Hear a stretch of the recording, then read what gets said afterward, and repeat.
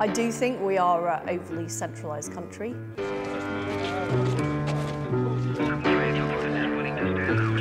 No, it hasn't worked. It just hasn't worked. A lot of people in the north then think, what, you think just coming out every other month with some stupid phrase called the Northern Powerhouse is making us feel better? If you ever change your mind about leaving me behind, oh, bring it to me. Bring it to me. I think people have just become disillusioned. The Leave campaign have won. We are the people! We are the people! We are the people! We are the people! The Brexit referendum. One of the most striking features of the breakdown of that seismic result in 2016 was the strong support for Leave from economically depressed towns and regions of the UK. Many said these parts of the country had been left behind, and that the result was a wake-up call about yawning national divisions of income, wealth and opportunity. Indeed, some feel the Brexit vote was the fruits of 40 years of neglect. The industrialised parts of the country have never really recovered from Mrs Thatcher. It was a social catastrophe. Even if you think there were economic benefits from the privatisation and the deregulation that occurred in the Thatcher era, which I do, it was a catastrophe for the Midlands and the North and the central belt of Scotland and South Wales. That anger has festered for a long time. The financial crisis made it worse. I see the Brexit vote as a sort of anti-Westminster vote more than I see it as an anti-Brussels vote. In the late 1970s, the UK became known as the sick man of Europe on account of our economic decline relative to the rest of the continent. Over the subsequent decades and under successive governments, we largely recovered our economic health at a national level. But at a local level, it's been a different story. The sickness has continued. The countries of Northern Europe have a broadly similar level of national prosperity, but its 5 poorest regions, as measured by output, are all in the UK. And the single richest area in Northern Europe? That's also in the UK. It's inner London. The UK is highly dependent on the capital. Around 3/4 of the UK population live in regions which are poorer than the EU average. To make matters worse, these regions have had a slower recovery from the financial crisis a decade ago than London did. A few years ago, Oldham was identified by the Office for National Statistics as the most deprived town in England, as measured by things such as education, health, employment and income. But what are the big factors behind that deprivation? This Oldham beauty salon was taken on by its owner nearly 40 years ago, when Britain's northern towns were very different places. Years ago, when I first came here, the high street here was thriving. We had florists, bakers, jewellers, bridal shops, lovely clothes shops, and we have none of those now on here. So it really has changed quite dramatically. Bring it on home to me, yeah, yeah, yeah.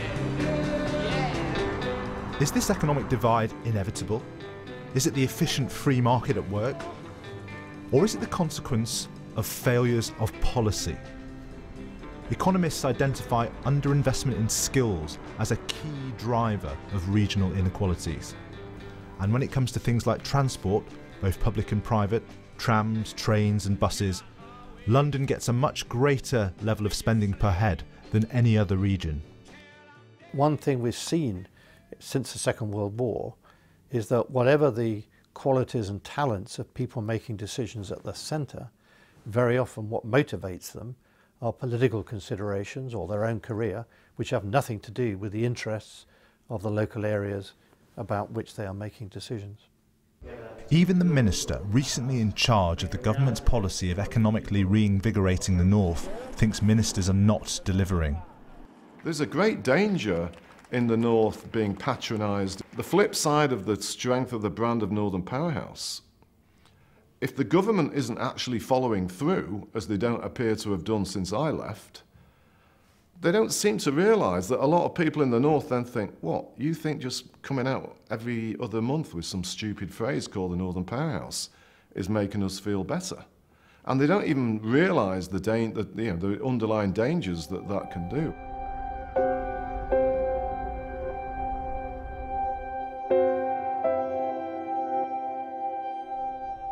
Oldham is on the doorstep, less than 9 miles away from one of the most successful post-industrial cities in the UK, Manchester.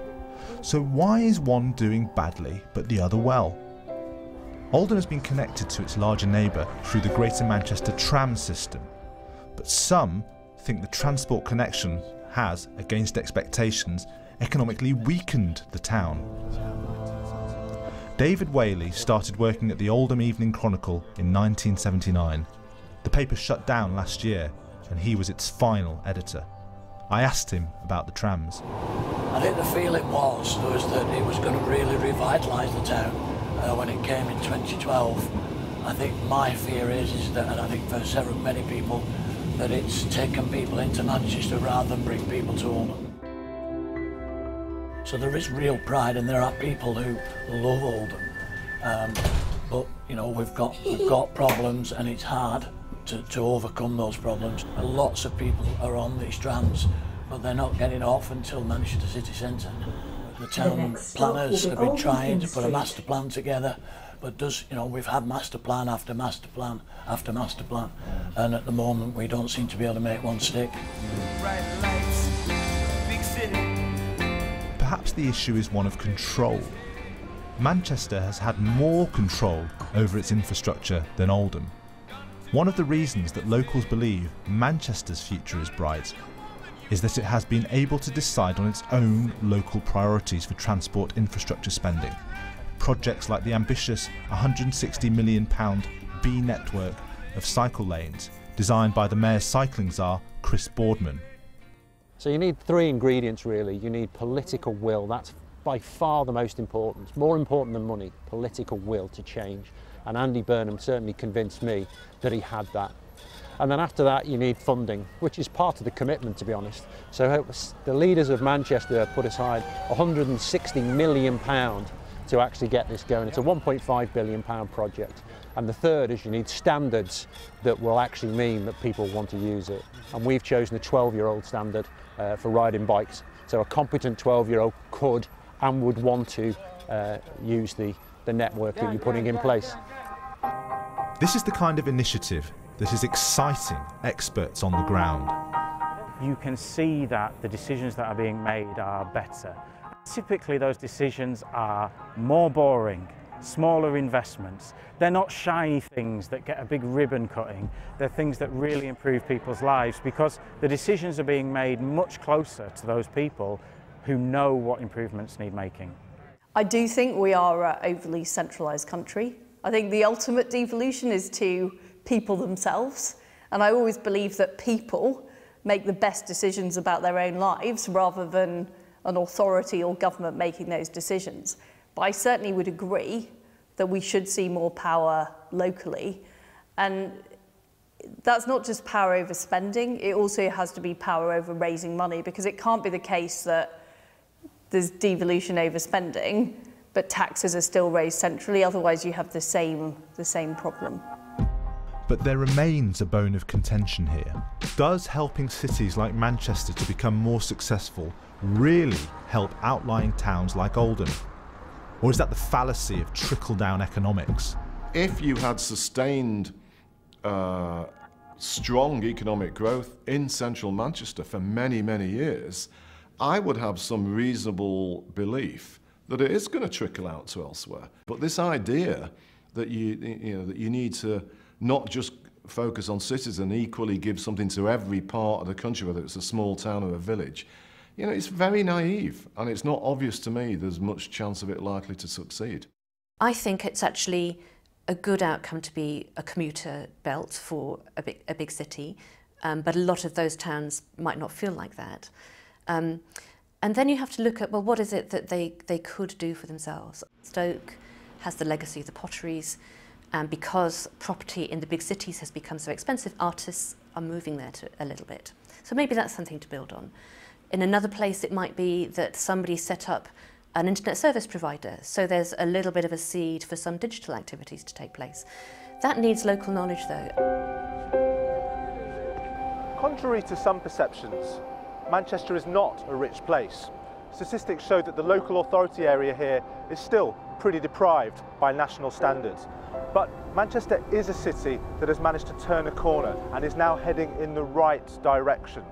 The question is, how can other towns and cities across the UK, places like Oldham, follow suit? The devolution is an important part of galvanising the entrepreneurial zeal, both in the public and private sector, and make people feel it's part of their opportunity to encourage the strengths. And really, all I'm saying, reborn the 18th century, where the great cities, not just London, but Birmingham, Newcastle, Liverpool, Manchester, they were the great engines that made our economy what it was, a world-class economic phenomenon of its time.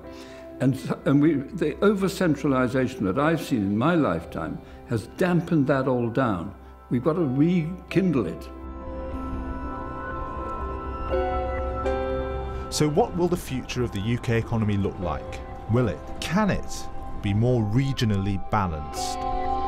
No, it hasn't worked. It just hasn't worked. There's a real discrepancies where the investment has gone. Will we distribute the investment more fairly?